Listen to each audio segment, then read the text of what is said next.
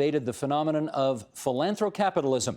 The Agenda's Week in Review begins with a look at why wage growth has been stuck in neutral.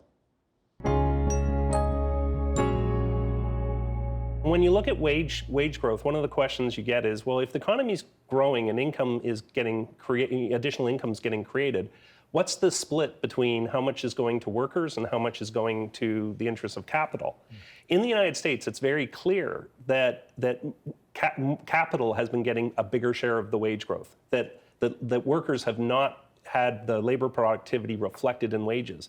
That isn't the case in Canada. In the 2000s, what's really happened is the labor share of income has been relatively steady. The problem is that labor productivity has been very weak. So if you have a worker that can build, one computer app in a month, and the person becomes more skilled and faster at the task, and the next month can actually produce 2, well, you can pay that worker more because that worker is actually generating more revenues for the company. The question is, is it equitable? Does the company share the income gains? And in Canada, the data would suggest that yes, if labor productivity was stronger, workers would actually benefit by more. Now, I do think that there's another dimension to this, and that is that high-skilled labor is in demand. Low-skilled jobs are still present, but a lot of the technological change has reduced demand for middle-skill workers, traditional sort of manufacturing-type job workers that have now been replaced by things like robotics. And so as a consequence, we have too many middle-skill workers, and on a net basis, their jobs, the number of those jobs has actually declined over time. And high-skilled jobs, jobs in high-tech services like the IT sector have been growing. And those workers in those sectors that are in demand, they can actually negotiate higher wages. But there's a lot of workers out there that don't have the bargaining power to negotiate higher wages. Sean, let me get you to follow up on another angle that I've read about this, which is that wages have been stagnant in part because some of the superstar companies out there that we are told we ought to be admiring for all of the innovation they've brought to the marketplace are actually dampening any kind of wage increases. Google, Amazon, these kinds of companies. Paint that picture for us. Yeah, so there's a theory, it's called the rise of the superstar firm. And there's some economists who have been working on this, but an economist out of MIT called David Otter has done quite a bit of work on this. And the theory is basically we, not just in tech, but tech is probably the most visible example, but we're moving towards a greater concentration of very large firms and industries.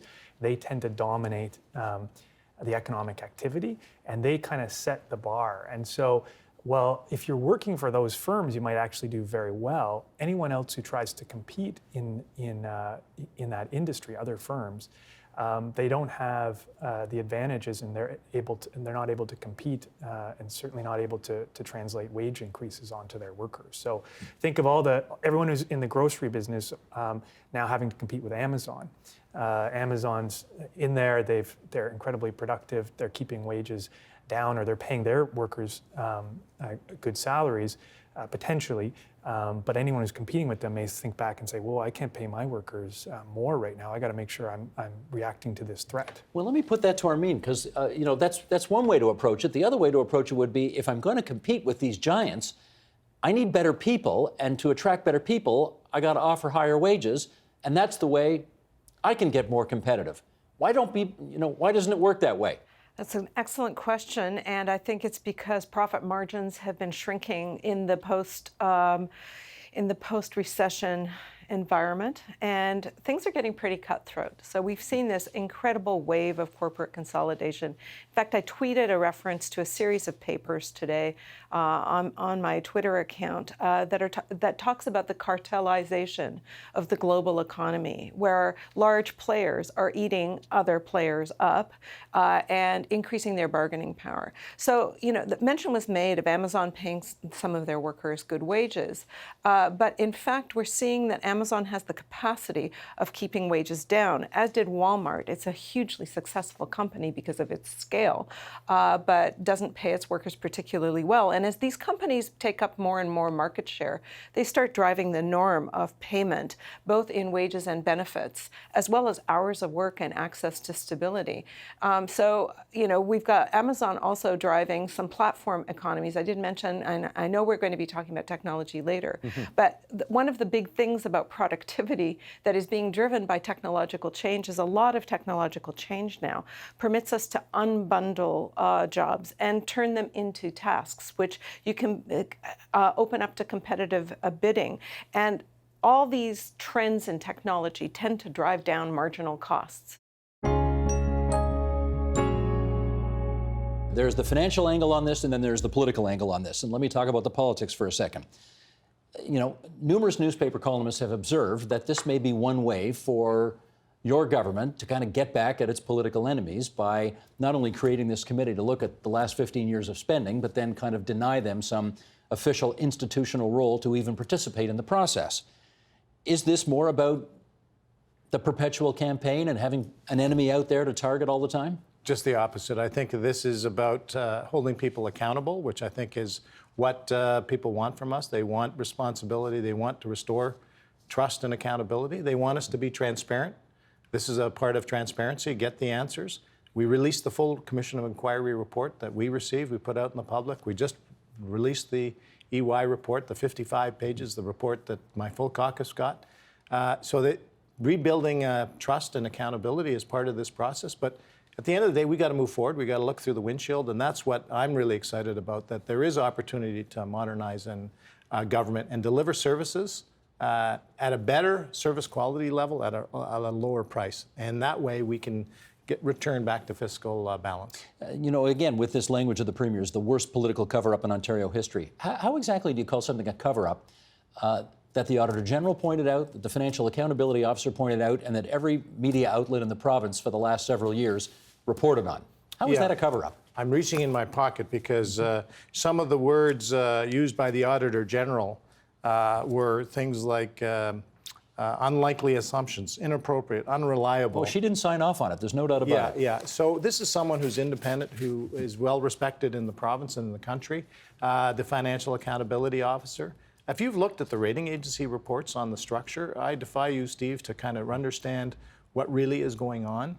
We also learned that this structure is going to cost Ontarians $4 billion in extra interest payments. We already have a $12+ billion interest expense, our fourth largest expense item. This is on top of that another $4 billion. Why? Because it's off balance sheet. It's on another structure.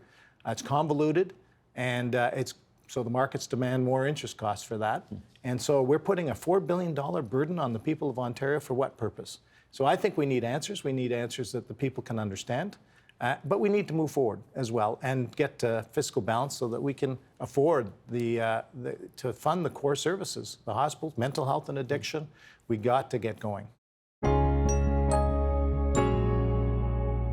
Anand, you've heard some of the criticisms of what you've had to write. You want to come back on that?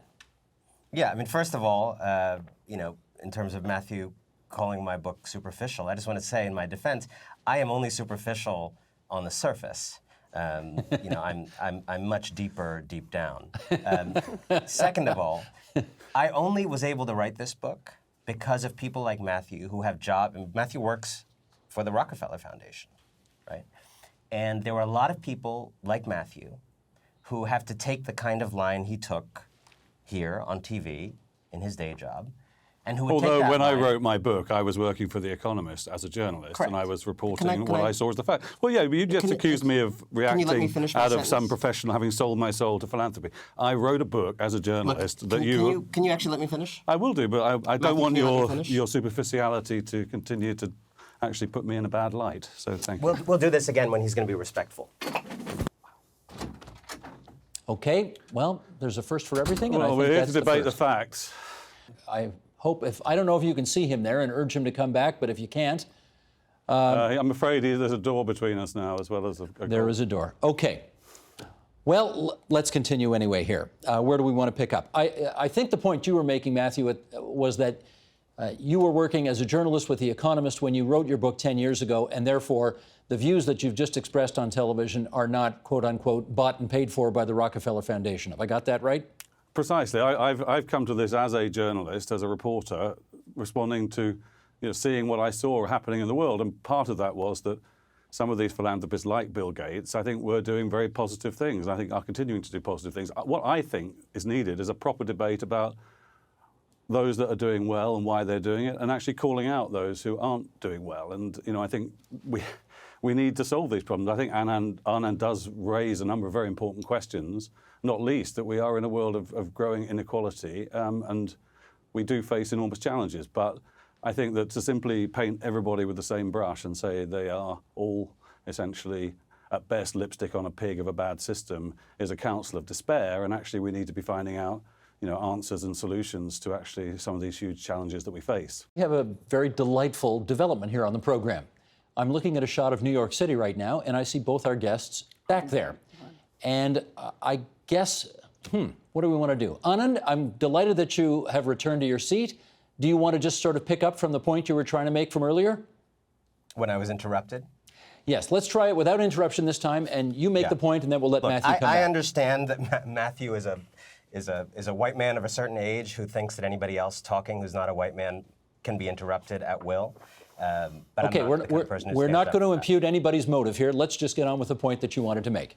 The point I wanted to make was that a lot of people who I spoke to for this book are, like Matthew, in situations where they work for these institutions, they believe in these institutions, but they also are paid a salary by these institutions, and their complicated feelings about them cannot all be put on the table. And a lot of the people I spoke to who let me write this and who provided the ammunition for my critiques are actually people, some named and many not named, in these spaces, who feel the way I do within these spaces, but who are stuck and who gave me their truths, their experiences, of feeling that while they were solving these problems in a very real way, they were helping to cause them. So to Matthew's substantive point around Bill Gates, first of all, I think it's worth noting, as you did, that Bill Gates blurbed the book.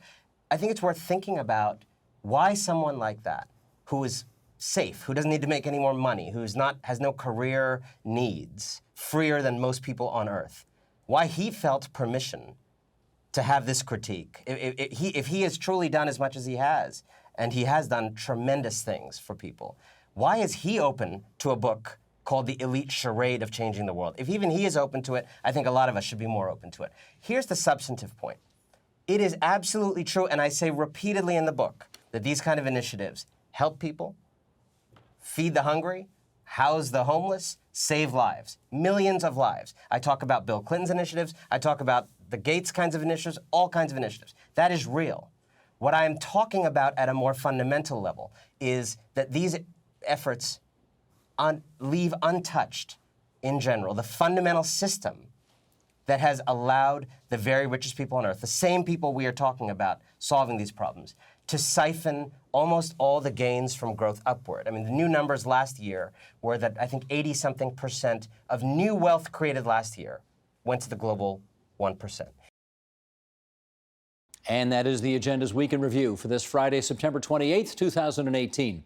You can see all of those conversations in their entirety at tvo.org, on our YouTube channel at youtube.com/theagenda, and on our Twitter feed, that's twitter.com/theagenda. The Agenda with Steve Bacon is brought to you by the Chartered Professional Accountants of Ontario, helping businesses stay on the right side of change with strategic thinking, insightful decisions, and business leadership. Are you on the right side of change? Ask an Ontario CPA.